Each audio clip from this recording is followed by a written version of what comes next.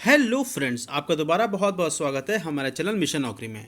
Friends, RRB NTPC 2024 की जो vacancy आई है उसमें जो सिलेबस जनरल अवेयरनेस का है फ्रेंड्स, उसकी हम आपके लिए तैयारी करवा रहे हैं। आप जानते ही हैं हमारे 3 चैप्टर ऑलरेडी कंप्लीट हो चुके हैं। Flagship government programs, transport system in India, flora and fauna.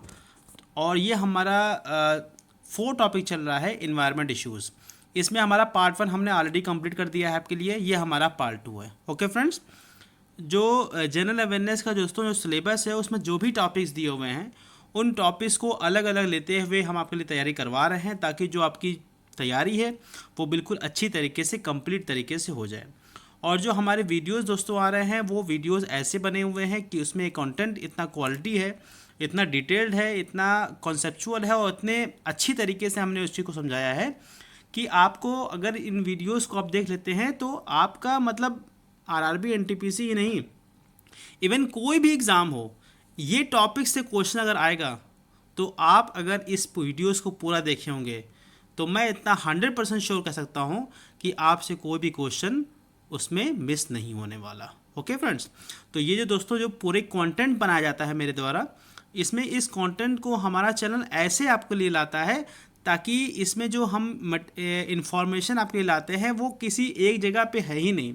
वो आपको तमाम जो है जैसे फॉर एग्जांपल ये इन्वायरमेंट इश्यूज़ है, तो इन्वायरमेंट इश्यूज़ के जो यूनाइटेड नेशंस के प्रोग्राम्स हैं, है ना, ये हमारी जो एनसीईआरटी की बुक्स हैं, हमारी जो एनआईएस की बुक्स हैं, हमारी जो और इंटरनेशनल बुक्स हैं, हमारे जो इंटरनेशनल कॉन्फ्रेंसेस हैं, वेबसाइट्स हैं, नेशनल वेबसाइट्स हैं, सेंट्रल गवर्नमेंट की वेबसाइट्स हैं, वहाँ से मटेरियल, इंपॉर्टेंट मटेरियल उठा के आपके लिए लाया जाता है ताकि आपके लिए पूरा होल एक जगह आपको चीज़ें मिल जाए। और जब एक जगह चीज़ें होती हैं तो आपको उसको तैयार करने में, उसको देखने में, उसको रिकैप्चुलेट करने में आपके लिए आसानी होती है।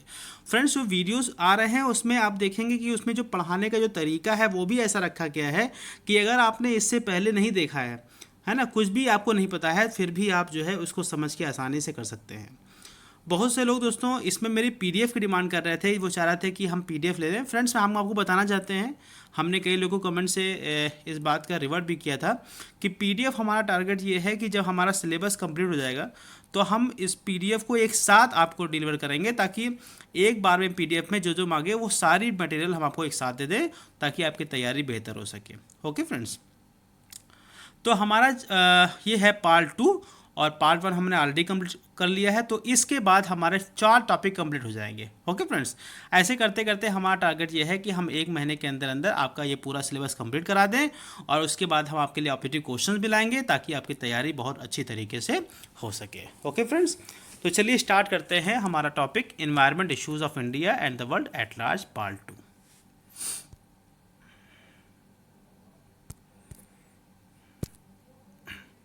तो फ्रेंड्स, ये पार्ट 1 था। पार्ट 1 हमने ऑलरेडी कंप्लीट करा दिया है। ये हमारा पार्ट 2 है जिसमें हम ये सब टॉपिक्स आपके लिए कवर करेंगे। ओके फ्रेंड्स, चलिए स्टार्ट करते हैं। बात करते हैं एयर पॉल्यूशन। फ्रेंड देखिए, एयर पॉल्यूशन मतलब हवा में पॉल्यूशन। हवा में पॉल्यूशन क्या होता है? जब हमारे हवा में कोई ऐसा सब्सटेंस आ जाए जिसको नहीं होना चाहिए था, है ना। जैसे एयर है, एयर में कुछ ऐसी चीज़ आ जाए जो कि नहीं होनी चाहिए थी, जो जिससे हमारी सेहत को नुकसान पहुँचे, हमारे जानवरों को नुकसान पहुँचे, हमारे प्लांट्स को नुकसान पड़े, पौधों को नुकसान पहुँचे, तो ऐसी चीज़ हवा में जब मिल जाती है तो हवा कहलाता है कि हवा में पोल्यूशन हो गया है। क्या हो गया है? हवा में पोल्यूशन हो गया है।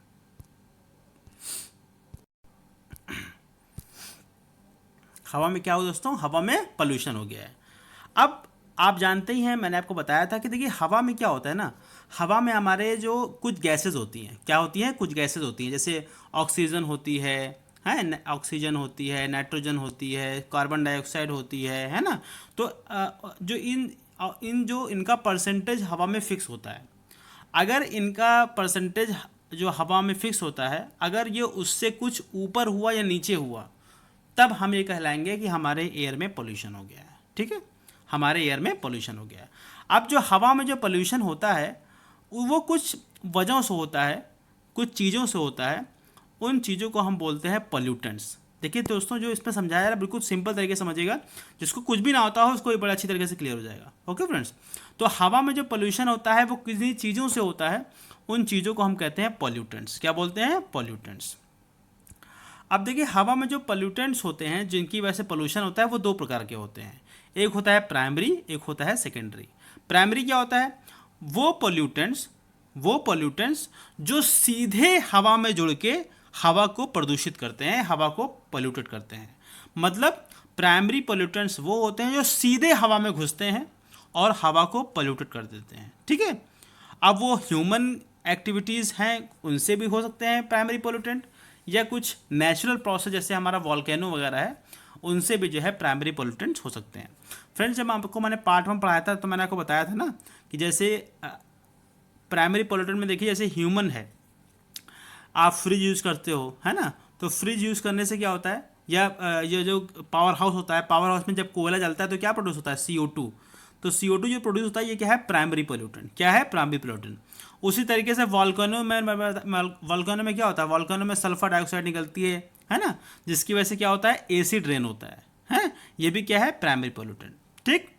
अब सेकेंडरी पोल्यूटेंट क्या होता है? जब कुछ प्राइमरी पोल्यूटेंट्स आपस में मिलते हैं, कुछ प्राइमरी पोल्यूटेंट्स क्या होते हैं, जब आपस में मिलते हैं तो क्या बनते हैं? Secondary pollutant. क्या बनते हैं? Secondary pollutant. मतलब सेकेंडरी पोल्यूटेंट कैसे बनता है? प्राइमरी से ही बनता है। और प्राइमरी पोल्यूटेंट डायरेक्टली एयर को प्रदूषित करता है। सेकेंडरी पोल्यूटेंट क्या होते हैं? जब उन प्राइमरी पोल्यूटेंट से मिलके एक नया पोल्यूटेंट बनता है तो उसे हम बोलते हैं सेकेंडरी पोल्यूटेंट। उसे हम क्या बोलते हैं? Secondary pollutant. देखिए ये हमारे प्राइमरी पोल्यूटेंट है, जैसे कार्बन मोनोऑक्साइड, CO को बोलते हैं carbon monoxide, CO2, sulphur dioxide, nitrogen oxide, nitrogen dioxide, ये प्राइमरी पोल्यूटेंट है बिकॉज ये सीधे हवा में घुस रहे हैं। क्या हो रहे हैं? सीधे हवा में घुस रहे हैं। कहाँ से घुस रहे हैं? वॉल्केनो से घुस रहे हैं, इंडस्ट्री से घुस रहे हैं, जो कार चलाते धुआं निकल रहा है वहाँ से घुस रहे हैं।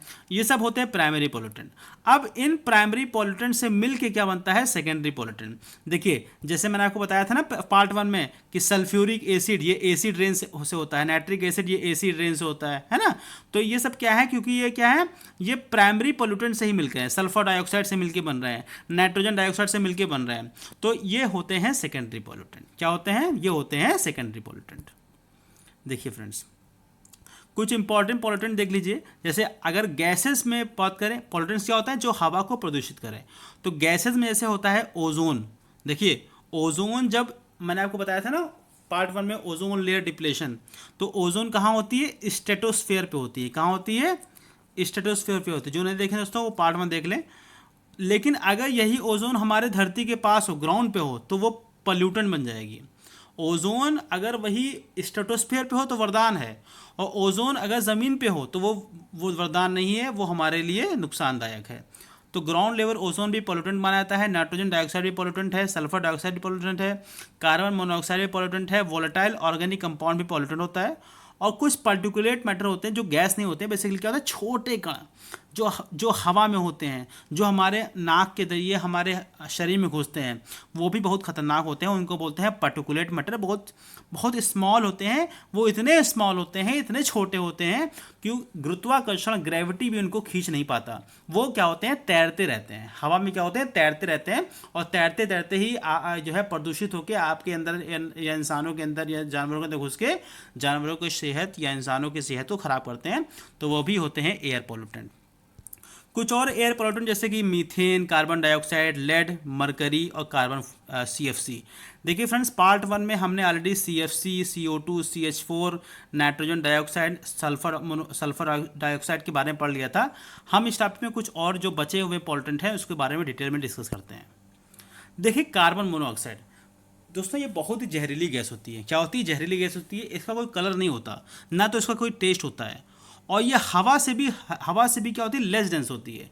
जिसके कारण क्या होता है? ये हवा में जब ये उड़ती है तो हवा में तैरने लगती है, हवा में तैरने लगती है। कैसे बनती है दोस्तों? देखिए होता क्या है, जब हमारा पेट्रोल डीजल पूरी तरीके से नहीं जलता, मतलब इनकम्प्लीट कंबक्शन होता है। पूरी तरह से क्यों नहीं जलता? क्योंकि सप्लाई ऑक्सीजन की कम होती है। ठीक है, जब वो पूरी तरह से नहीं जलता है, पेट्रोल, डीजल, कोयला या तेल या लकड़ी, तो उसमें क्या होता है? उसमें बनता है कार्बन मोनोऑक्साइड। क्या बनता है? कार्बन मोनोऑक्साइड बनता है। और जब मान लीजिए हम इंसान हैं तो कार्बन मोनोऑक्साइड जब मान लीजिए हमने इसको जब सांस लिया तो वो हमारे अंदर चला गया। फॉर एग्जांपल, जब वो हमारे अंदर चला जाता है तो हमारे ब्लड में क्या होता है? हीमोग्लोबिन। हमारे ब्लड में क्या होता है, हेमोग्लोबिन। फ्रेंड्स ये सब जो हेमोग्लोबिन है, ये ब्लड है, ये मैंने ऑलरेडी जो है साइंस के टॉपिक में पढ़ाया हुआ है जब हम 2019 की तैयारी कर रहे थे। तो मैं आपसे इतनी रिक्वेस्ट करूंगा क्योंकि वो फैक्ट है, तो जो जनरल अवेयरनेस का जो सिलेबस है, ठीक है, जो जनरल साइंस में उसमें भी ये दिया हुआ है, general science up to 10th class CBSE, उसमें मैंने पूरी डिटेल तरीके से फिजिक्स, केमिस्ट्री और मैथ पढ़ाया हुआ है। प्लेलिस्ट में आप मेरे जाके दे सकते हैं, जनरल साइंस का एक अलग से प्लेलिस्ट है, उसमें मैं आपसे रिक्वेस्ट करूंगा कि फिजिक्स, केमिस्ट्री, मैथ को आप साथ साथ पढ़ते रहिए, ताकि वो टॉपिक मैंने ऐसा पढ़ाया है कि कोई भी बंदा फिजिक्स, केमिस्ट्री, मैथ कुछ भी ना जानता हो साइंस ना, वो इतने अच्छी तरीके से साइंस में एक्सपर्ट हो जाएगा कि एसएससी जैसा एग्जाम या कोई भी और अच्छा एग्जाम भी वो आराम से निकाल लेगा। ओके फ्रेंड्स, चलिए। तो जो हेमोग्लोबिन जो है हमारे ब्लड में होता है, जो कि हमारे ब्लड में ऑक्सीजन को तैराने, मतलब ब्लड में जो ऑक्सीजन, ब्लड सारे शरीर में ऑक्सीजन कैसे जाता है, मतलब ऑक्सीजन तो हम लोग नाक से लेते हैं, पर हमारे ब्लड के पूरे शरीर में कैसे आता है, ब्लड के थ्रू। और ब्लड ऑक्सीजन कैसे ले जा पाता है, क्योंकि उसके अंदर हेमोग्लोबिन होता है। तो अगर हेमोग्लोबिन के साथ आपने कार्बन मोनोऑक्साइड भी ले लिया तो बनता है कार्बोक्सी हेमोग्लोबिन। और कार्बोक्सी हेमोग्लोबिन जब बन जाता है तो ब्लड क्या होता है, वो ऑक्सीजन को नहीं ले पाता। ब्लड की जो ऑक्सीजन कैरिंग कैपेसिटी है वो क्या हो जाती है, कम हो जाती है। और जब ब्लड में ऑक्सीजन नहीं होगा तो अल्टीमेटली कि इंसान की क्या हो जाएगी, डेथ हो जाएगी। तो ये बहुत पॉइजनस गैस है कार्बन मोनोऑक्साइड। लेड, देखिए दोस्तों, लेड भी जो है ये एक बहुत ही जहरीला मेटल है जो कि अर्थ में पाया जाता है। और बेसिकली जो हमारी गाड़ियाँ होती हैं, पेंट्स होते हैं, बैटरी रिसाइकलिंग होती है, वहाँ से लेड निकलता है। तो लेड भी जो होता है ये एक बहुत ही बड़ा पोल्यूटेंट होता है। ये अगर हमारे ब्लड में चला गया ना, ज़्यादा लेवल हमारे शरीर के अंदर चला गया, तो हमारे दिमाग और हमारे सेंट्रल नर्वस सिस्टम को भी डैमेज कर सकता है, हमें कोमा आ सकता है, या फिर इवन इंसान की डेथ भी हो सकती है। तो ये भी एक बहुत बड़ा पोल्यूटेंट है लेड। मरकरी दोस्तों, मरकरी भी जो है ये बहुत बड़ा पोल्यूटेंट होता है। एक्चुअली क्या होता है कि जब मरकरी जो है ना हमारे शरीर में किसी तरह पहुंच जाता है ना, तो ये हमें काफ़ी नुकसान पहुंचता है, हमारे नर्वस सिस्टम को ख़राब कर देता है ये, ठीक है। एक डिजीज़ होती है मिनामाटा डिजीज़। मिनामाटा डिजीज़ जो है मरकरी पॉइजनिंग से ही होती है। जापान में ये सबसे पहली बार पाई गई थी, इसलिए इसका नाम था मिनामाटा। एक्चुअली क्या थी कि जापान की जो वाटर बॉडी थी, वहाँ पे मरकरी किसी वजह से उस पानी में आ गया, और लोगों ने जब इसको खाया तो वहाँ पे कुछ लोगों के अंदर मिनामाटा डिजीज़ हुई, ठीक है। उसमें बेसिकली उनका जो नर्वस सिस्टम है ना वही डिस्टर्ब हो जाता है, जो उनका जो पूरा दिमाग से जो दिमाग की वर्किंग जो है वो डिस्टर्ब हो जाती है, ठीक है। और ये किसी तरीके से हमारा कहाँ कहाँ से निकलता है, कुछ ये प्राकृतिक रूप से भी निकलता है और कुछ हमारे इंसानों की वजह से भी निकलता है। प्राकृतिक वजहों से, जैसे कि जहाँ जहाँ वो होते हैं ना वॉल्केनिक इरप्शंस, जहाँ जहाँ वो होता है ना वॉल्केनो फूटता है पहाड़ों से, तो उसमें भी मरकरी निकलता है। और कुछ जगह जो हमारी इंडस्ट्री वगैरह जो है ना कुछ प्रोडक्ट्स बनाती हैं, तो उसमें भी मरकरी कुछ बहता है, बाहर निकलता है प्रोडक्ट के रूप में, तो वो भी क्या कहता है हमारे एयर को और वाटर को पोल्यूट करता है। तो मरकरी भी एक बहुत बड़ा पोल्यूटेंट है हमारे एटमॉस्फेयर के लिए। ये देखिए दोस्तों ये मरकरी, मरकरी कैसे आता है, देखिए मरकरी बेसिकली क्या हुआ, ये हमारी वाटर बॉडी में देखिए आया, वाटर बॉडी में आता है, फिर इंसान के पास आता है, इंसान जब उस मछलियों को खाता है तो मिनामाटा डिजीज़ के रूप में आ जाता है। Okay friends, suspended particulate matter में देखिए फ्रेंड्स, मैंने आपको बताया था कुछ ऐसे टाइनी पार्टिकल्स होते हैं, इतने छोटे होते हैं, इतने छोटे होते हैं कि क्या होता है कि वो हवा में तैरने लगते हैं, ठीक है। और वो सॉलिड भी हो सकते हैं, लिक्विड भी हो सकते हैं। और वो कहाँ से निकलते हैं भाई, फैक्ट्रियों से निकल सकते हैं, हमारे जो गाड़ियाँ होती हैं उसमें से निकलते हैं। आप देखते होंगे कहीं जब कहीं आपके घर में कुछ काम हो रहा हो कटाई का, जैसे दीवार में कुछ छेद वेद हो रहा हो, तो उससे क्या होता है कुछ ऐसे पार्टिकल्स निकलते हैं जो हवा में तैरने लगते हैं, और जब वहाँ से गुजरते हैं ना तो हमारे नाकों में चले आते हैं, हमें छींक आने लगती है। तो बेसिकली वो सब क्या होते हैं, वो सब सस्पेंडेड पार्टिकुलेट मैटर होते हैं। वो इतने हल्के होते हैं कि हवा में तैरते हैं, और जब वो हमारे शरीर में जाते हैं तो हमें क्या होता है, नुकसान पहुंचता है, हमारी हेल्थ को जो है वो नुकसान पहुंचता है, हमारे फेफड़ों को नुकसान पहुंचता है, हमारा जो पूरा रेस्पिरेटरी सिस्टम है, सांस लेने का सिस्टम है, वो पूरा डिस्टर्ब हो जाता है। तो जो सस्पेंडेड पार्टिकुलेट मैटर होता है ये भी एक एयर पोल्यूटेंट होता है। फ्रेंड्स देखिए, अब जितना छोटा होगा उतना ही खतरनाक होगा। तो माना जाता है जो 2.5 वाला है ना, PM 2.5, particulate matter 10, particulate matter 2.5 और पार्टिकुलेट मैटर 0.1, तो बेसिकली 2.5 से जो नीचे होता है ना, वो तो बहुत ही ख़राब माने जाते हैं, ध्यान रखिएगा। इतने छोटे होते हैं कि मतलब आपकी सेहत को बहुत ज़्यादा नुकसान पहुंचा सकते हैं, आपके लंग के अंदर तक जाके आपके लंग को डिस्टर्ब कर सकते हैं। Okay friends, ground level ozone, देखिए फ्रेंड्स मैंने आपको बताया था ना कि ओजोन जो होता है वो हमारे स्ट्रेटोस्फेयर में होता है और हमारे लिए वरदान है, बिकॉज मैंने आपको बताया था पार्ट 1 में कि वो हमारे अल्ट्रा वायलेट रेस को कैसे रोकता है, धरती के नीचे नहीं आने देता। अगर अल्ट्रा वायलेट रेस धरती के नीचे आएंगी तो क्या होगा, अल्ट्रा वायलेट रेस अगर धरती के नीचे आएंगी तो हमारे स्किन को कैंसर हो जाएगा, हमारे प्लांट्स बर्बाद हो जाएंगे। तो ओजोन लेयर हमारे अल्ट्रा वायलेट रेस को प्रोटेक्ट करता है, कहाँ पे, जब वो स्ट्रेटोस्फेयर पे हो, मैंने आपको पार्ट 1 में बताया था। लेकिन यही ओजोन अगर हमारे ज़मीन के नीचे हो, ज़मीन पे हो, तो वो हमारे लिए वरदान नहीं होता, बल्कि वो हमारे पल्यूटेंट का काम करता है। माना जाता है कि उसकी वजह से एयर जो है पल्यूट हो गई है, ठीक है। और फ्रेंड्स होता क्या है, ये एक सेकेंडरी पोल्यूटेंट है। क्या है ये एक सेकेंडरी पोल्यूटेंट है, मतलब ये डायरेक्ट नहीं बनता है, ये किसी वजह से बनता है। कैसे बनता है, देखिए होता क्या है कि जब बेसिकली आपको बताता हूँ, जब सनलाइट जो हमारे जो प्राइमरी पोल्यूटेंट होता है नाइट्रोजन डाइऑक्साइड और वॉल्केनिक ऑर्गेनिक कंपाउंड्स, तो जब ये होता क्या है कि नाइट्रोजन ऑक्साइड्स और वॉल्केनिक ऑर्गेनिक कंपाउंड्स है ना, ये दोनों मिलके, ये दोनों जब मिलते हैं और इनके ऊपर सनलाइट आती है, तो इन तीनों रिएक्शन से क्या बनता है, ऑक्सीजन बनता है, वो ओजोन बनता है। क्या बनता है, ओजोन बनता है। और इसका जो लेवल होता है वो समर में, गर्मियों में ज़्यादा होता है। क्यों ज़्यादा होता है बताइए, क्योंकि गर्मियों में हमारी जो सनलाइट होती है वो उसका असर ज़्यादा होता है, इसी वजह से गर्मियों में ओजोन का फॉर्मेशन ज़्यादा होता है ग्राउंड लेवल पे, ठीक है। तो और ध्यान रखिएगा, जो हमारी मेन क्रॉप्स हैं, जैसे हमारी चावल गेहूँ वगैरह होते हैं, वो सब बहुत ख़तरनाक होते हैं। अगर ये ओजोन ग्राउंड लेवल बन गया तो बेसिकली क्या है, हमारे गेहूं और चावल के फसल को ये बर्बाद कर सकती है और हमारे देश में फूड का संकट आ सकता है। तो ये भी एक बहुत बड़ा एयर पोल्यूटेंट है। देखिए सिंपल तरीके से बताता हूँ आपको, ये नाइट्रोजन ऑक्साइड था, ये भी प्राइमरी पोल्यूटेंट है। Volcanic organic volatile organic compounds, जब ये दोनों मिलते हैं और साथ में सनलाइट मिलती है तो इसकी वजह से क्या बनता है, ओजोन। और मान ली यहाँ पर गेहूँ लगा हुआ है या फिर चावल लगा हुआ है, तो ये ओजोन क्या करता है ग्राउंड लेवल पे, इसको बर्बाद कर देगा हमारे अनाज को। ओके फ्रेंड्स, ध्यान रखिएगा। वोलेटाइल ऑर्गेनिक कंपाउंड्स क्या होता है, देखिए फ्रेंड्स इतना समझ लीजिए आप, वोलेटाइल ऑर्गेनिक कंपाउंड्स क्या होता है, ऐसे ऑर्गेनिक कंपाउंड्स जो रूम टेम्परेचर पे ही, मतलब जो आपका नॉर्मल रूम टेम्परेचर होता है, आपके कमरे में टेम्परेचर जो होता है उसमें भी ये उड़ जाए और हवा में चले जाएं। जैसे ऐसे कई होते हैं वोलेटाइल ऑर्गेनिक कंपाउंड, से बेंजीन वगैरह होता है ना, बेंजीन हो गया, इथाइलिन हो गया, तो वो सब इतने वोलेटाइल ऑर्गेनिक कंपाउंड होते हैं कि ये रूम टेम्परेचर पे ही हवा में उड़ने लगते हैं और हमारा जो एयर है उसको पोल्यूट करते हैं। फ्रेंड्स बात कर लेते हैं कुछ एयर पोल्यूशन की वजह से जो बीमारियां होती हैं। जैसे एक ब्लैक लंग डिजीज़ होता है। बेसिकली ब्लैक लंग डिजीज़ किस लिए होता है, जो हमारे कोयले का जो काम करते हैं, कोल का खदान में जो काम करते हैं, उनको होता है ब्लैक लंग डिजीज़। एस्बेस्टोसिस क्या होता है, बेसिकली ये भी एक फेफड़ों वाली ही बीमारी होती है। जब एस्बेस्टॉस बेसिकली एक मिनरल होता है और कुछ लोग जब वहाँ ऐसी जगह काम करते हैं जहाँ पे वो मिनरल पाया जाता है, तो उसके जब हमारे शरीर में जाता है तो हमारे लंग को ख़राब करता है, तो उसकी वजह से जो बीमारी होती है उसे बोलते हैं एस्बेस्टोसिस। सिलिकोसिस भी एक बीमारी होती है, ये भी फेफड़ों की बीमारी होती है। ये अगर कुछ लोग ऐसी जगह काम करते हैं जिसकी वजह से सिलिकॉन के पार्टिकल्स अगर हमारे फेफड़ों में चले गए तो इसकी वजह से जो बीमारी होती है वो होती है सिलिकोसिस।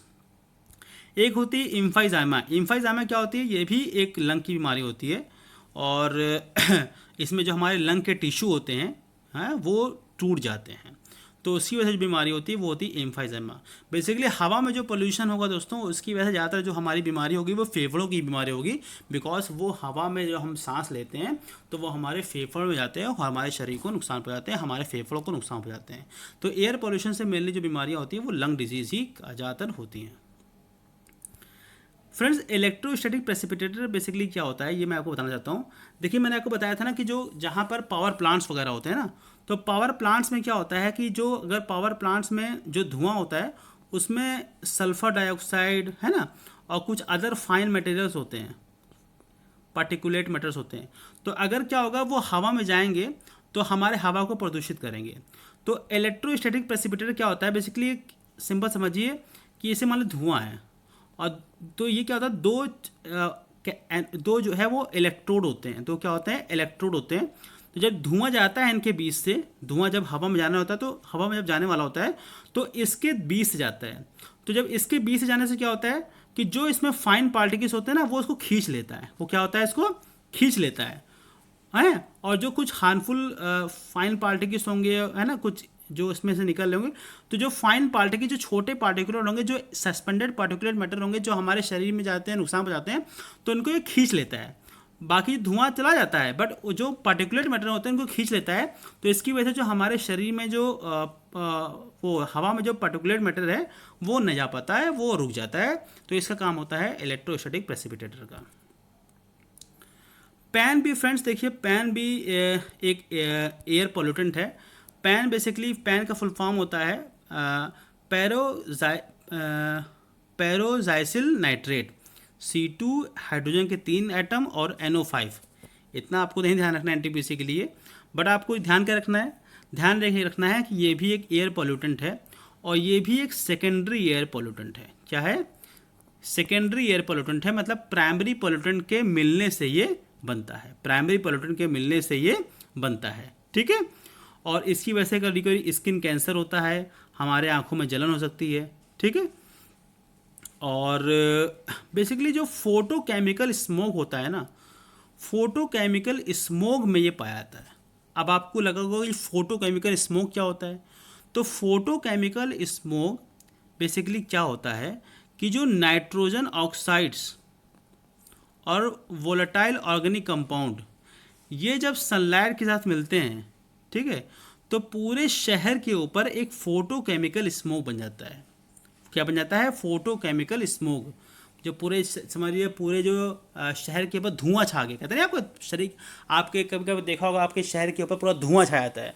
तो धुआं जो छाता है बेसिकली वो फुगा होता है, फोटोकेमिकल स्मोक होता है। तो उस फोटोकेमिकल स्मोक में पैन पाया जाता है। ये भी एक पॉल्यूटेंट होता है, और अगर ये आपके शरीर में चला गया तो आपके शरीर को काफ़ी नुकसान पहुंचा सकता है। ओके फ्रेंड्स, ये देखिए आपके जो मान लिए आपके एटमॉस्फेयर में ये तो प्राइमरी पॉल्यूटेंट है, ये भी है। तो अगर ये सनलाइट के साथ मिलता है तो क्या होता है, पूरा देखिए ना शहर में पूरा धुआं ज़्यादा छा जाता है। आप कहते हैं कोहरा, कोहरा नहीं, वो पोल्यूशन है, उसे बोलते हैं फोटोकेमिकल स्मोक। इसी फोटोकेमिकल स्मोक में पैन भी एक पोल्यूटेंट है, सेकेंडरी पोल्यूटेंट जो पाया जाता है। फ्रेंड्स, भोपाल गैस ट्रेजेडी के बारे में आप जानते होंगे, 1984 में ट्रेजेडी हुई थी। इसमें बेसिकली एक गैस थी मिथाइल आइसोसाइनेट, ठीक है। एक यूनियन कार्बाइड फैक्ट्री थी भोपाल में, तो उसमें से ये गैस मिथाइल आइसोसाइनेट निकल गई थी, और उसमें काफ़ी लोगों का जो है उस जहरीली गैस की वजह से, जहरीली गैस होती है, उसकी जहरीली गैस की वजह से काफ़ी लोग का वहाँ पे जो है लॉस हो गया था, लोगों को, लोगों को जान का नुकसान हो गया था। तो ये बहुत ही खतरनाक भोपाल ट्रेजेडी थी, और काफ़ी क्वेश्चन इसमें पूछता है कि कौन सी गैस निकली थी। तो इसका नाम था मिथाइल आइसोसाइनेट, और यूनियन कार्बाइड फैक्ट्री का नाम था। 1984 का 1984 का ये केस था। ओके फ्रेंड्स, तो ये था हमारा एयर पोल्यूशन। अब हम बात करते हैं वाटर पोल्यूशन। देखिए वाटर पोल्यूशन क्या होता है, जब हमारे पानी में कोई ऐसी चीज़ आ जाए जिससे पानी की क्वालिटी कम हो जाए, ठीक है। मतलब आपका वाटर है, वाटर में कोई एक ऐसी चीज़ मिल जाए जिससे वाटर पीने लायक ना रहे, यूज़ करने लायक ना रहे, इस्तेमाल करने लायक ना रहे, तो हम ये बोलेंगे कि वाटर में पोल्यूशन हो गया। सिंपल समझिए, हम क्या बोलेंगे, वाटर में पोल्यूशन हो गया। अब वाटर में पोल्यूशन किन की वजह से होता है, देखिए एक तो सीवेज वाटर, आपका जो घरों नालों से जो पानी आपका जो गंदगी निकलती है ना, वो जाके क्या करते हैं, सब सीवेज जाके मान लो जाके नदी में गिर रहा है, तो उसकी वजह से क्या होता है, हमारा वाटर पोल्यूशन होता है। हमारी फैक्ट्रियाँ जो काम चीज़ बनाती हैं, लेकिन उन बनाने में बहुत सी चीज़ ख़राब होती हैं, तो वो जो ख़राब चीज़ें होती हैं वो क्या करती हैं, फैक्ट्रियाँ पानी में बहा देती हैं, उसकी वजह से पोल्यूशन होता है। हमारा जो खेती होती है, तो उस खेती में क्या होता है, आजकल खेती में क्या हो रहा है, हम पेस्टिसाइड्स का इस्तेमाल कर रहे हैं, कीटनाशक दवाओं का, हम फर्टिलाइजर्स का इस्तेमाल कर रहे हैं। तो जब क्या होता है, जब कीटनाशक दवाएं और फर्टिलाइजर्स जो हम जब सिंचाई करते हैं, तो ये सिंचाई जो जब करते हैं तो ये पानी जो इनका जब पानी जो होता है वो इनको भी बहा ले आता है। मतलब जो फर्टिलाइजर्स हम डालते हैं, जो हम कीटनाशक दवाएं डालते हैं, तो उनको ले जाके ये सीधे सीधे कहाँ डालता है, नहरों में, और नहरों से कहाँ चला जाता है, ये नदियों में। तो इसकी वजह से भी हमारा वाटर पोल्यूशन होता है। हमारा थर्मल पोल्यूशन भी होता है। कुछ जगह क्या होता है ना कि जो फैक्ट्रियाँ होती हैं उसमें पानी इस्तेमाल होता है, और वो पानी जब गर्म हो जाता है तो जो गर्म पानी को जो है वो नदियों में डाल दिया जाता है। तो ध्यान रखिए, नदियों में जब गर्म पानी डालेगा ना तो नदियों में क्या होता है, ऑक्सीजन की कमी हो जाती है। और नदियों में जब ऑक्सीजन की कमी हो जाती है तो जो जानवर जो मछलियाँ अंदर हैं वो क्या होंगी, वो मर जाएंगी। तो उसे बोलते हैं थर्मल पॉल्यूशन। और रेडिएशन पॉल्यूशन क्या होता है, कुछ जगह क्या होता है कि मान लीजिए फॉर एग्जांपल, जैसे अभी आपको बताएंगे रेडिएशन पॉल्यूशन में कि कुछ जगह जैसे कुछ रेडियो एक्टिव कंपाउंड्स होते हैं जिनमें से रेडिएशन निकलता है हैं। तो वो क्या होता है, वो तो बहुत ही खतरनाक होता है। अगर उसको पानी में चला गया ना तो बहुत मतलब बहुत ज़्यादा नुकसान हो सकता है। तो रेडियो एक्टिव कंपाउंड की वजह से अगर कोई पोल्यूशन होता है तो उसे बोलते हैं रेडिएशन पोल्यूशन। और कुछ जगह ऑयल स्पिल्स भी होता है। आप देखे होंगे ना कि कहीं जगह शिप जा रहा है, वो शिप मान लीजिए किसी वजह से वहाँ पे तेल जो है पूरा सा नदियों में गिर गया। तो तेल जब नदियों में गिर जाता है तो तेल क्या होता है, वो बहुत नदियों के ऊपर तैरने लगता है। नदियों के ऊपर तैरने से क्या होता है कि जो जो क्या बेसिकली जो हमारी जो वो है सूरज की लाइट, वो नदियों को पार नहीं कर पाती है। तो जो नदियों में जो पेड़ होते हैं वो सब मर जाते हैं। और जब पेड़ मर जाएंगे तो सिंपल सी बात है, मछलियाँ भी मर जाएंगी। तो ये भी एक कारण है। ये भी जो ऑयल स्पिल्स होता है, ये भी जो है बहुत बड़ा वाटर पोल्यूटेंट होता है। देखिए, ये सब वाटर पोल्यूटेंट होते हैं। ऑयल की वजह से, कृषि की वजह से, रेडियो एक्टिव जो इंडस्ट्री से वाटर निकलता है ना, इंडस्ट्री से गर्म पानी निकलता है, ये सब जो है वाटर पोल्यूशन का कारण बनता है। अब कुछ बीमारियां जो वाटर पोल्यूशन की वजह से होती हैं, जैसे ब्लू बेबी सिंड्रोम। ये जब पानी में जब नाइट्रेट्स की मात्रा बढ़ जाती है, पानी में क्या होता है, जब नाइट्रेट्स की मात्रा बढ़ जाती है तो उसकी वजह से होता है ब्लू बेबी सिंड्रोम। इसमें जो बच्चों की स्किन क्या होती है, ऑक्सीजन की कमी की वजह से बच्चों की स्किन नीली पड़ जाती है। Okay friends. एक होता है black foot disease. Black foot disease क्या होता है, एक आर्सेनिक जो होता है वो मेटल होता है। तो उस आर्सेनिक जब अगर ज़्यादा चला गया पानी में और उस पानी को आपने पी लिया तो बेसिकली क्या होता है, जो हमारी जो नसें होती हैं, जो हमारी नसों में जो ब्लड जाता है, उन ब्लडों में ऑक्सीजन कैरी करने की कैपेसिटी क्या होती है, कम हो जाती है। तो उसे वो बेसिकली आर्सेनिक की वजह से होता है। एक होता है नॉकनी सिंड्रोम। बेसिकली ये पानी में जब अगर फ्लोराइड की मात्रा ज़्यादा बढ़ जाती है तो फ्लोराइड की मात्रा ज़्यादा बढ़ने से क्या होता है, हमारे जो हड्डियाँ होती हैं बहुत ही मुलायम हो जाती हैं और मुड़ जाती हैं। तो उसे बोलते हैं नॉकनी सिंड्रोम। मीनामाटा मैंने आपको बताया था, मीनामाटा मरकरी की वजह से होता है। ये हमारे सीधे नर्वस सिस्टम को ख़राब करता है। एक होता है इटाई डिजीज़। ये हमारे पानी में जब कैडमियम की मात्रा बढ़ जाती है तो ये डिजीज़ होती है, जिसकी वजह से हमारे हड्डियों और जॉइंट्स में काफ़ी दर्द होता है और लंग और लीवर का कैंसर भी इससे हो सकता है। Okay friends. ये देखिए, मैंने आपको थोड़ा पिक्चर से बताया है। ये देखिए ब्लू बेबी सिंड्रोम, बच्चे के नीला हो गया। आर्सेनिक से देखिए पूरा जो हमारा फुट है वो कैसा हो गया है ना। इटाई डिजीज देखिए। ये देखिए नौकनी कितना, देखिए कि नौकनी देखिए पूरा हड्डी हमारी मुलायम हो गई। ये हमारा देखिए मीनामाटा पूरा इसका नर्वस सिस्टम ही ख़राब हो जाता है। इटाई डिजीज देखिए पूरे जॉइंट्स में पेन होता है ना। तो ये होता है वाटर पोल्यूशन की वजह से जो बीमारियाँ होती हैं, कॉमन बीमारियाँ। ऑयल स्प्लेस देखिए दोस्तों, ऑयल स्प्लेस में क्या होता है, ये पूरा जो ऑयल होता है ना, ऑयल जो है क्या होता है, पानी से हल्का होता है। तो क्या होता है, पूरा पानी के ऊपर तैरने लगता है। जब पानी के ऊपर तैरेगा तो क्या होगा, पानी के ऊपर तैरेगा तो क्या होगा, जो सनलाइट है वो इसको पार नहीं कर पाएगी।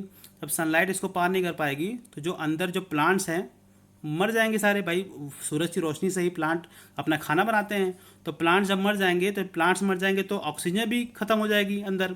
जब ऑक्सीजन भी ख़त्म हो जाएगी तो सारी मछलियाँ भी ख़त्म हो जाएंगी। तो पूरा स्पीसीज ही ख़त्म हो जाती है जहाँ पे बेसिकली ऑयल का स्पिलेज होता है। तो ऑयल स्पिलेज भी बहुत ही वाटर पोल्यूशन का बहुत मुख्य कारण होता है।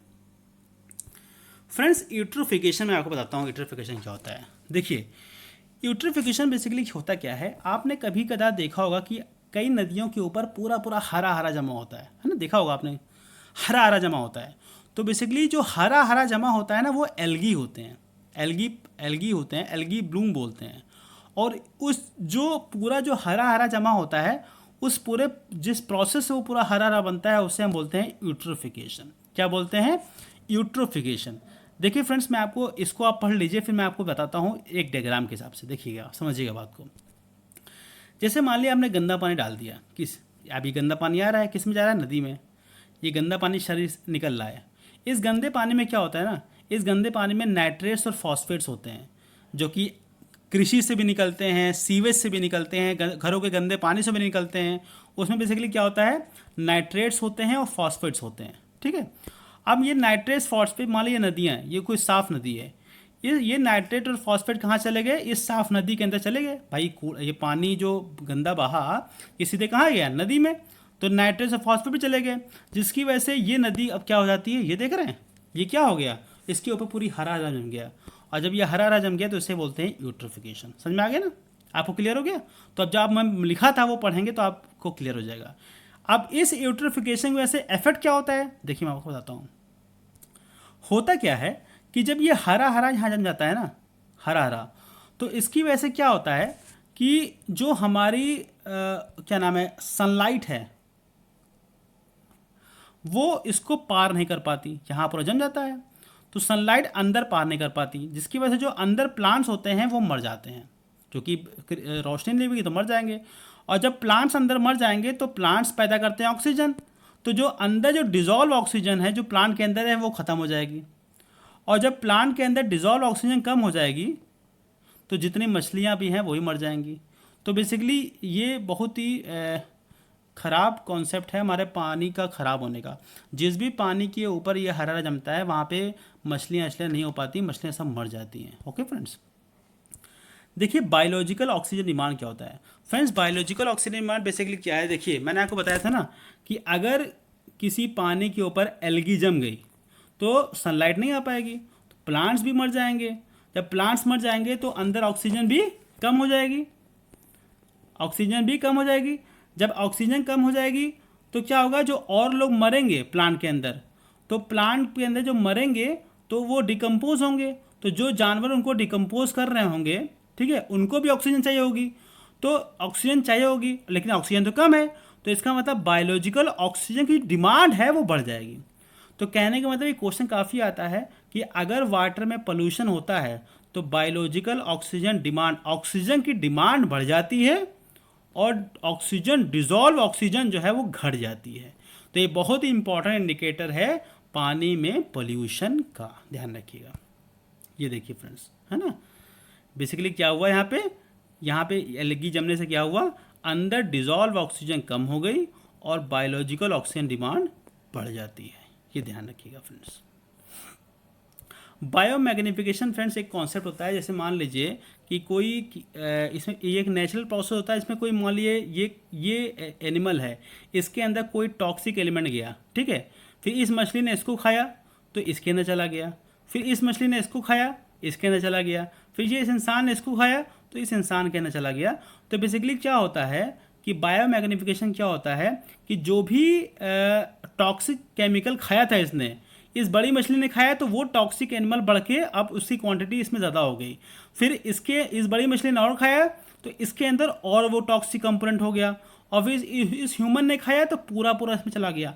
मतलब जो टॉक्सिक केमिकल इसमें कम था वो बढ़ते बढ़ते बढ़ते बढ़ते उसका लेवल काफ़ी बढ़ गया।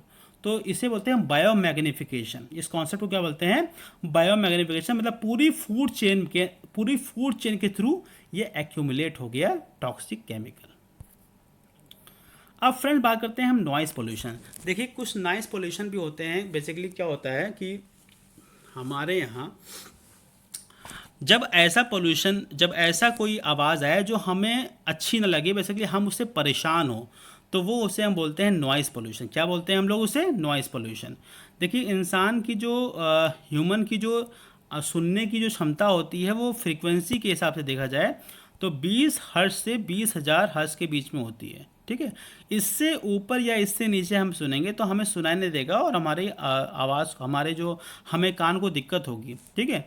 एक्सपर्ट्स का यह मानना है कि 80 डेसिबल, देखिए ध्यान रखिएगा, साउंड को जो नापने का जो यूनिट होती है वो उसमें डेसिबल बोलते हैं। क्या होते हैं, डेसिबल, जो उसकी लाउडनेस को नापती है। तो एक्सपर्ट्स का ये मानना है कि 80 डेसिबल के ऊपर अगर 8 घंटे तक अगर आपके कान में आवाज़ आएगी तो आपको जो सुनने की क्षमता है वो आपकी ख़राब हो सकती है, आपके कान ख़राब हो सकते हैं। तो नॉइज़ पोल्यूशन भी काफ़ी एक इंपॉर्टेंट इशू है।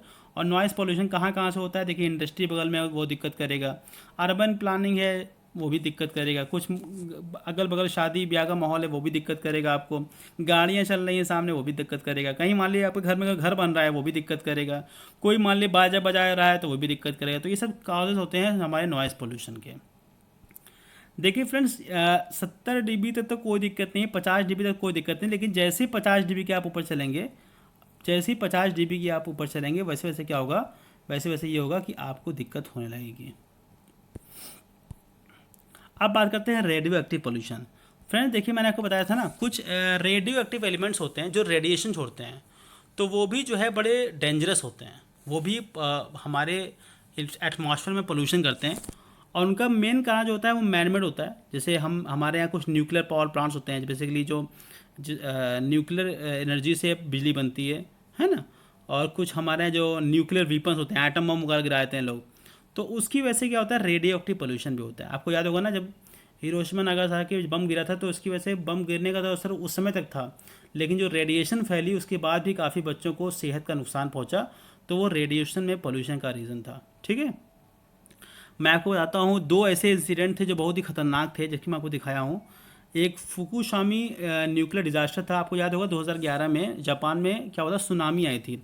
तो उस सुनामी आने से क्या हुआ था कि बगल में एक न्यूक्लियर पावर स्टेशन था, तो वो क्या हुआ, उस सुनामी से डैमेज हो गया, जिसकी वजह से क्या हुआ, वहाँ पर रेडिएशन फैल गई थी। तो ये बहुत बड़ा डिजास्टर था, फुकुशिमा न्यूक्लियर डिजास्टर 2011 में। उससे पहले भी एक ध्यान रखिए डिजास्टर हुआ था 1986 में यूक्रेन में, वो उसे बोलते हैं कर्नोबिल डिजास्टर। वहाँ बेसिकली क्या हुआ था, यही हुआ था कि वहाँ पे एक न्यूक्लियर पावर प्लांट था, वहाँ पे जो रिएक्टर नंबर 4 था उसमें धमाका हो गया था, जिसकी वजह से पूरा रेडिएशन फैल गई थी वहाँ पे, और काफ़ी लोगों को उससे नुकसान पहुँचा था। ओके फ्रेंड्स, ये रेडियो एक्टिव पोल्यूशन। अब बात कर लेते हैं फ्रेंड्स लैंड पोल्यूशन। देखिए, हमारे ज़मीन पे जो है बहुत से लोग जो है कूड़ा फेंके चले जाते हैं, है ना। और हमारे ज़मीन को लोग खोदते जा रहे हैं, माइनिंग करते जा रहे हैं।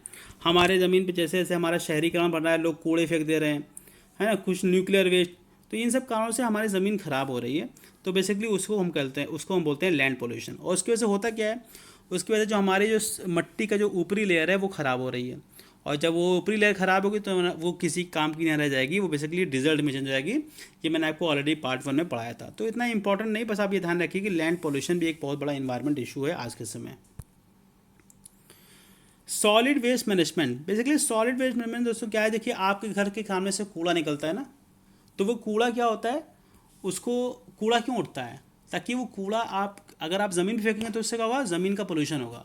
तो वो कूड़ा जाता है, बेसिकली वो कूड़ा जो है जाता है रिसाइकलिंग प्लांट में, पूरा वो अपना प्रोसेस करते हैं, तो उसे हम बोलते हैं सॉलिड वेस्ट मैनेजमेंट। उसमें बेसिकली क्या होता है, वो कलेक्ट करते हैं, फिर इसको ले जाते हैं, फिर इसको ट्रीट करते हैं, फिर इसको एनालाइज करते हैं, और फिर इसको डिस्पोज करते हैं। तो ये पूरा प्रोसेस करते हैं वो, तब जाके वो सॉलिड वेस्ट आपका जो है मैनेज होता है। अगर आप वो उसको कलेक्ट नहीं करेंगे तो क्या होगा, उससे हमारी लैंड पोल्यूशन बढ़ता चला जाएगा। ठीक है, देखिए ये सब सोर्सेज हैं लैंड पोल्यूशन के। हमारा आपका घर का गार्बेज हो गया, इंडस्ट्री का, कृषि का, है ना, जो डॉक्टरों जो सिरिंज वगैरह यूज़ करते हैं, जो कंस्ट्रक्शन सीवेज है ना, वो सब चीज़ें जो है हमारा वेस्ट है। तो सॉलिड वेस्ट मैनेजमेंट कैसे होता है, बेसिकली वो कलेक्ट करते हैं, फिर डिस्पोज करते हैं, है ना, प्रोसेस करते हैं, रिकवरी करते हैं, ट्रांसपोर्ट करते हैं। तो ये पूरा, सॉरी ऐसे नहीं, देखिए इस तरह से कलेक्ट किया, फिर ट्रांसपोर्ट किया, फिर रिकवरी की, फिर प्रोसेस किया, फिर डिस्पोज किया। तो इस तरीके से सॉलिड वेस्ट मैनेजमेंट होता है। ये भी एक बहुत अच्छा प्रोसेस है एनवायरनमेंट को बचाने का। अब देखिए दोस्तों, आता है कुछ इम्पॉर्टेंट स्टेप्स। देखिए भारत सरकार ने भी क्या हुआ था कि हमारे इन्वायरमेंट को बचाने के लिए काफ़ी जो है स्टेप्स लिए। और उसमें सबसे जो हमारी जो नोडल एजेंसी है वो है ministry of environment, forest and climate change, जो कि एक सेंट्रल गवर्नमेंट की एजेंसी है, जो कि सारी नोडल अधिकारी है हमारे इन्वायरमेंट, हमारे जंगल को बचाने के लिए। अब देखिए क्या क्या जो इम्पोर्टेंट जो है स्टेप्स लिए गए। देखिए 1974 में एक आया था water prevention and control of pollution act 1974। देखिए फ्रेंड्स, जो भी ये टॉपिक्स हमारे लिए आ रहे हैं बहुत ही इंपॉर्टेंट और बहुत ही चीज़ें हमने एक वीडियो में आपको सारा कंपाइल करके दिया है। जल्दी आपको मिलेगा नहीं एक वीडियो में, आप एक वीडियो पढ़ रहे हैं बट आपको सारी चीज़ में कंपाइल्ड है। तो बेसिकली सबसे पहला जो एक्ट आया था वो water prevention and control of pollution act 1974 आया था। इसमें इंपॉर्टेंट बात की जाने वाली है कि इसी के द्वारा हमारा सेंट्रल पोल्यूशन कंट्रोल बोर्ड बना था, ठीक है, और स्टेट पोल्यूशन कंट्रोल बोर्ड बना था। एक सेंट्रल पोल्यूशन जो water prevention and control of pollution cess act आया था 1977 में। उसमें बेसिकली क्या था कि बेसिकली जो इंडस्ट्री जो पानी इस्तेमाल करती है ना, तो उसको एक सेस देना पड़ता था, उसको एक पैसा देना पड़ता था, ताकि तभी वो इंडस्ट्री जो है उस पानी को इस्तेमाल कर सकती है। इसमें एक बहुत इंपॉर्टेंट ये भी थी कि स्टेट पोल्यूशन कंट्रोल बोर्ड से आपको कंसर्न लेने पड़ेगा अगर आपको कोई इंडस्ट्री बनानी है और उस इंडस्ट्री का पानी जो है किसी जो है वाटर बॉडी या रिवर में जाना है तो उसको उसके लिए आपको स्टेट पोल्यूशन कंट्रोल बोर्ड से परमिशन लेनी पड़ती है। तो सबसे पहला ये water prevention control of pollution act था 1974। उसके बाद आया 1981 में air prevention and control of pollution act 1981। तो इसमें भी बेसिकली क्या हुआ कि जो भी इसमें पावर दी गई थी वो जो central pollution control board already बन चुका था तो वो सेंट्रल पोल्यूशन कंट्रोल बोर्ड का ये भी काम हो गया कि एयर को भी देखे, उसमें जो एयर को बचाने के लिए और उसको पोल्यूशन कंट्रोल करने के लिए जो भी स्टेप्स लिए जाएँ वो भी सारी power central pollution control board को दे दी गई। और ये पहला स्टेप था गवर्नमेंट ऑफ इंडिया का एयर पोल्यूशन को रोकने का। देखिए दोस्तों, सेंट्रल पोल्यूशन कंट्रोल बोर्ड बहुत इंपॉर्टेंट है। ये वाटर प्रिवेंशन कंट्रोल पोल्यूशन जो 1974 था उसके द्वारा बनाया गया था। फिर जो air prevention and control of pollution act आया था 1981 में, उसके तहत भी इसको भी काम करना था। बेसिकली क्या हुआ कि जो भी एयर को बचाने के लिए जो भी स्टेप लिए जाएंगे वो सेंट्रल पोल्यूशन कंट्रोल बोर्ड को लिए जाएंगे। इसका हेड ऑफिस दोस्तों न्यू दिल्ली में है। और फिर जो इन्वायरमेंट प्रोटेक्शन एक्ट 1986 में आया उसके तहत भी इसको वर्क करना है। अब बेसिकली आया है इन्वायरमेंट प्रोटेक्शन एक्ट 1986। ये भी बहुत इंपॉर्टेंट दोस्तों एक्ट था। बेसिकली क्या हुआ, जो वाटर प्रिवेंशन था पहले आया था, फिर एयर प्रिवेंशन आया था, तो इन्वायरमेंट जो प्रोटेक्शन बना तो सारा कुछ बेसिकली उसमें कवर हो गया है। पूरे इन्वायरमेंट को ही लेके उसने बात कर दी, उसमें सारा ही इंक्लूड हो गया। बेसिकली ये अम्ब्रेला प्रोग्राम हो गया। इसके तहत इन्वायरमेंट को प्रोटेक्ट करने में वाटर भी आएगा, एयर भी आएगा, सब कुछ आएगा। तो हमारे देश में जो सबसे अभी इसमें इंपॉर्टेंट एक्ट है वो है environment protection act. Okay friends, और ये बेसिकली जो ये इसका जो स्टेप लिया गया था वही भोपाल गैस ट्रेजेडी जो हुई थी उसी के बाद इसको जो है लिया गया, ये ध्यान रखिएगा।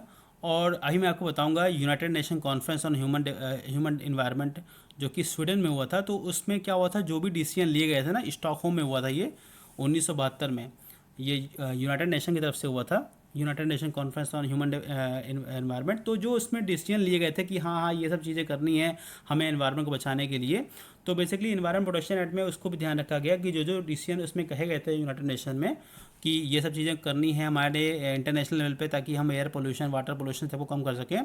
तो एनवायरनमेंट पोल्यूशन में भी यही इसका काम था कि हमें जो United nation conference on human environment में जो डिसीजन लिए गए थे उसको भी हमें कंप्लीट करना है, उसको भी हमें इम्प्लीमेंट करना है। फिर दोस्तों आया था फॉरेस्ट कंजर्वेशन एक्ट 1980। तो बस ध्यान रखिएगा कब ये एक्ट आया था और किस लिए आया था। बेसिकली जो हमारे देश में जो जंगल को बचाने का कार्य है उसके लिए हमारा फॉरेस्ट कंजर्वेशन एक्ट 1981 हमारे लिए आया। फिर आया एक बायोडाइवर्सिटी एक्ट 2002। ये भी पार्लियामेंट द्वारा एक एक्ट पास हुआ था और इसमें जो हमारी बायोडाइवर्सिटी है, बायोडाइवर्सिटी का मतलब ये है हमारे प्लांट स्पीसीज़, हमारी एनिमल स्पीसीज़, उसको बचाने के लिए आया था बायोडाइवर्सिटी एक्ट 2002। इसके तहत दोस्तों एक नेशनल बायोडाइवर्सिटी अथॉरिटी बनाई गई जिसका हेडक्वार्टर चेन्नई में है। और इसी को बेसिकली इस नोडल एजेंसी हुई कि जो भी बायोडाइवर्सिटी एक्ट में जो चीज़ें दी हुई हैं उसको इम्प्लीमेंट करने के लिए जो एजेंसी बनाई गई उसका नाम था नेशनल बायोडाइवर्सिटी अथॉरिटी, जिसका हेडक्वार्टर कहाँ है, चेन्नई में है। फ्रेंड्स एक और एजेंसी बनाई गई जिसका नाम था नेशनल ग्रीन ट्रिब्यूनल, काफ़ी आपने सुना होगा। बेसिकली नेशनल ग्रीन ट्रिब्यूनल इसलिए बनाया गया कि जो भी लोग गुनाह करते हैं, पाप करते हैं, हमारे जंगल को काटने का, हमारे जानवरों को नुकसान पहुंचाने का, तो उसके तहत जो केसेस जो चलते थे बहुत लंबे लंबे चलते थे, तो उन केसेस को जल्दी निपटाने के लिए बनाया गया नेशनल ग्रीन ट्रिब्यूनल। और इसको बनाया गया था 2010 में। इसका जो हेडक्वार्टर दोस्तों दिल्ली में है और इसके कुछ रीजनल हेडक्वार्टर्स भी हैं भोपाल, पुणे, कलकत्ता और चेन्नई में, ये ध्यान रखिएगा। इसका जो चेयरपर्सन होता है वो रिटायर्ड सुप्रीम कोर्ट जज होता है और जो इसके मेंबर्स होते हैं वो क्या होते हैं, रिटायर्ड जज ऑफ हाई कोर्ट्स होते हैं, ध्यान रखिएगा। इसमें 10 जुडिशियल मेंबर्स होते हैं और 10 एक्सपर्ट होते हैं जिनके पास लगभग 15 साल का एक्सपीरियंस होता है उस फील्ड में। तो 10 जुडिशियल मेंबर होते हैं और 10 एक्सपर्ट होते हैं। अब देखिए फ्रेंड्स, बात कर लेते हैं कुछ इंटरनेशनल लेवल पे जो स्टेप्स लिए गए। इंटरनेशनल लेवल पे जो स्टेप्स लिए गए वो एक मैं इंपॉर्टेंट बात करता हूँ, जैसे मॉन्ट्रियल प्रोटोकॉल है। तो मॉन्ट्रियल प्रोटोकॉल बेसिकली एक इम्पॉर्टेंट ये ट्रीटी हुई, एक तरीके से एक समझौता हुआ, जिसमें क्या था, हमारे ओजोन को प्रोटेक्ट करने के लिए इसमें काम था। तो मॉन्ट्रियल प्रोटोकॉल, बस क्वेश्चन ऐसा आता है कि मॉन्ट्रियल प्रोटोकॉल किस लिए था, हमारे ओजोन को बचाने के लिए था। 1989 में दोस्तों ये एक्ट आया था। आज के हिसाब से देखा जाए तो इसमें 198 पार्टीज़ हैं, ध्यान रखिएगा। और अभी फ़िलिस्तीन ने इसको ज्वाइन किया है, तो फ़िलिस्तीन सबसे लेटेस्ट पार्टी जिसने इसको ज्वाइन किया है। पहले 197 थे, अब हो गया 198। इंडिया भी इसका मेंबर है। तो मॉन्ट्रियल प्रोटोकॉल है ओजोन को बचाने के लिए। फिर आया क्योटो प्रोटोकॉल। क्योटो प्रोटोकॉल भी दोस्तों हुआ क्या कि ये भी एक इंटरनेशनल ट्रीटी है। इसमें बेसिकली क्या था, जो हमारे ग्रीन हाउस गैसेज हैं जिसकी वजह से हमारा ग्लोबल वार्मिंग हो रहा है, उसको कम करने का इसका मकसद था। ठीक है, 2005 में दोस्तों ये इफेक्ट में आया। और इसका मकसद क्या था, जो हमारी 7 इंपॉर्टेंट ग्रीन हाउस गैसेज हैं जिसकी वजह से ग्लोबल वार्मिंग हो रहा है, उनको कम करना है। जैसे हमारे carbon dioxide, methane, nitrous oxide, hydrofluorocarbon, perfluorocarbon, sulphur hexafluoride और नाइट्रोजन ट्राईफ्लोराइड, ये 7 जो ग्रीन हाउस गैसेस हैं इसको कम करने का इसका मकसद था। कनाडा ने 2011 में इससे हट गया, ध्यान रखिएगा। और दोहा एग्रीमेंट हुआ था 2012 में, उसके तहत इस क्योटो प्रोटोकॉल को बढ़ा के 2020 तक कर दिया गया था। ये ध्यान रखिएगा कि क्योटो प्रोटोकॉल किस लिए है, ग्रीन हाउस गैसेस को कम करने के लिए है। फिर आया पेरिस एग्रीमेंट। पेरिस एग्रीमेंट का भी यही काम था कि ग्रीन हाउस गैसेस को कम करना है, बेसिकली इसका भी यही काम था। और क्योटो प्रोटोकॉल जो था उसी को जब 2020 में ख़त्म हो गया ना, तो बेसिकली क्योटो प्रोटोकॉल की जगह ही इसने पेरिस ने ले ली। बिकॉज क्योटो प्रोटोकॉल का भी यही काम था ग्रीन हाउस को कम करना, पेरिस का भी यही काम था ग्रीन हाउस को कम करना। और इसका बेसिकली ये भी काम था कि जो हमारा ग्रीन हाउस गैसेस से क्या होता है, हमारी ग्लोबल वार्मिंग होती है। तो ग्लोबल वार्मिंग जो होती है, ये सब बता चुका हूँ मैं आपको पार्ट 1 में। तो ग्लोबल वार्मिंग जो होती है वो 2 डिग्री से ऊपर ना हो, जो हमारा लेवल है उसका जो बढ़ना है वो 2 डिग्री से ऊपर ना हो। यही इसका एक मकसद था। कोशिश किया जाएगा 1.5 डिग्री की, बट 2 डिग्री से ऊपर कम ही रहे। ये था इस पेरिस एग्रीमेंट का मकसद। एक आता है कीवी प्रोटोकॉल। ये 2009 में बेसिकली आया था। इसका ज़्यादा इंपॉर्टेंट नहीं, बस ये बाइंडिंग है, जो भी मेंबर थे इस सब के लिए बाइंडिंग था। इसमें बेसिकली क्या था कि international instrument on pollutant release and transfer register, ये बेसिकली इसका काम था। ध्यान रखिए, ज़्यादा इंपॉर्टेंट नहीं, बस ये ध्यान रखिएगा कि ये कुछ पोल्यूटेंट जो हैं उनसे संबंधित ये प्रोटोकॉल लाया गया था 2009 में इंटरनेशनली। फिर आया वियना कन्वेंशन। देखिए, Vienna convention for protection of ozone layer. तो 1985 में एक वियना कन्वेंशन लाया ओजोन लेयर को बचाने के लिए। जो मैंने आपको बताया था ना कि मॉन्ट्रियल प्रोटोकॉल आया था, तो मॉन्ट्रियल प्रोटोकॉल और वियना कन्वेंशन बेसिकली जुड़ा हुआ है। और 198 देश अभी हैं, इंडिया भी इसका पार्टी है, ध्यान रखिएगा। वियना कन्वेंशन भी क्या था, वियना कन्वेंशन कई थे, but Vienna convention for protection of ozone layer और मॉन्ट्रियल ये आपस में रिलेशन है। ठीक है, ज़्यादातर वियना जो पूछा था क्वेश्चन में वो किस लिए आया था, ओजोन लेयर के लिए आया था। और मॉन्ट्रियल प्रोटोकॉल ज़्यादा पूछता है, बिकॉज मॉन्ट्रियल प्रोटोकॉल नाम ही ऐसा है। वो किस लिए आया था, ओजोन के। क्योटो प्रोटोकॉल किस लिए आया था, ग्रीन हाउस कम करने के लिए। तो ऐसे क्वेश्चन सीधे आपसे पूछे जाते हैं। ये बहुत इंपॉर्टेंट है। बेसल कन्वेंशन, बेसल कन्वेंशन पूछा था किस लिए था, तो बेसल 2 देशों के बीच में जो हैजरडस वेस्ट होते हैं, जो खतरनाक वो होते हैं, वेस्ट होते हैं, उनको जो उनका जो मूवमेंट होता है एक देश से दूसरे देश जाना, तो उसको रोकने के लिए ही बेसल कन्वेंशन आया था। देखिए, बेसल कन्वेंशन में रेडियो एक्टिव वेस्ट नहीं आता, बिकॉज रेडियो एक्टिव वेस्ट के लिए एक जो एजेंसी है वो इंटरनेशनल एटॉमिक एनर्जी है। तो वो छोड़ के बाकी जितने हैजरडस वेस्ट हैं उसके लिए बेसल कन्वेंशन है। 1992 में दोस्तों ये आया था। 191 पार्टी हैं इसमें, और इंडिया भी इसका एक पार्टी है। फिर आया था convention on biological diversity 1992। Basically क्या था, इसको हम अर्थ समिट भी बोलते हैं, ध्यान रखिएगा। 1992 में आया था और 1983 में इफेक्टिव हुआ था। इसके 2 सप्लीमेंट्री एग्रीमेंट थे, कार्टाजीना प्रोटोकॉल और नागोया प्रोटोकॉल। तो कभी पूछे कार्टाजीना प्रोटोकॉल और नागोया प्रोटोकॉल बेसिकली क्या है, तो इसका देखिए, इसका मकसद क्या था। इसका मकसद यह था कि हमें अपनी बायोडाइवर्सिटी को बचाना है और उसका सस्टेनेबल यूज़ करना है। सस्टेनेबल यूज़ जानते हैं, मैं बता चुका हूँ आपको सस्टेनेबल यूज़ क्या होता है। सस्टेनेबल यूज़ बेसिकली हमें ऐसा इस्तेमाल करना है कि हमारा भी काम चले और भविष्य को भी हम देख के चलें। भविष्य का भी ऐसा ना हो कि सभी अभी यूज़ कर ले, भविष्य को हम भविष्य के बारे में ना सोचें। भविष्य को देखते हुए डेवलपमेंट होना चाहिए।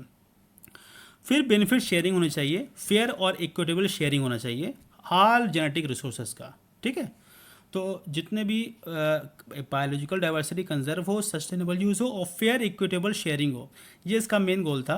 तो क्वेश्चन कभी कभी पूछ लेता है कि कार्टाजेना प्रोटोकॉल या नागोया प्रोटोकॉल किससे संबंधित था, तो किससे संबंधित था, बायोलॉजिकल डाइवर्सिटी से संबंधित था। ये सीधे पूछता है। कार्टाजेना प्रोटोकॉल और नागोया प्रोटोकॉल किससे संबंधित था, बायोलॉजिकल डाइवर्सिटी से।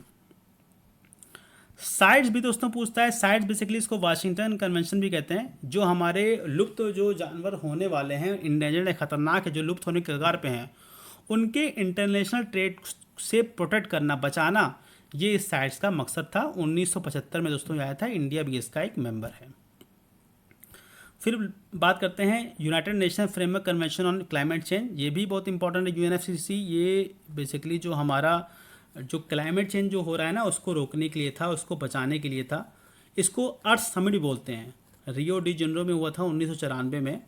और इसकी एक कॉन्फ्रेंस ऑफ पार्टीज होती है जो हर साल मिलती है, ध्यान रखिएगा। सबसे पहली बार जो ये स्टार्ट हुआ था ना, कॉन्फ्रेंस ऑफ पार्टी जो मिली थी, वो बर्लिन जर्मनी मिली थी 1995 में। और इंडिया भी इसका पार्टी है। जो अभी होनी है नवंबर 2024 में, कहाँ होनी है? बाकू अजरबैजान में होनी है, ध्यान रखिएगा। 198 फ्रेंड्स इसकी पार्टी है। किगाली एग्रीमेंट भी क्या है दोस्तों? किगाली एग्रीमेंट ये मॉन्ट्रियल प्रोटोकॉल का एक संशोधन है।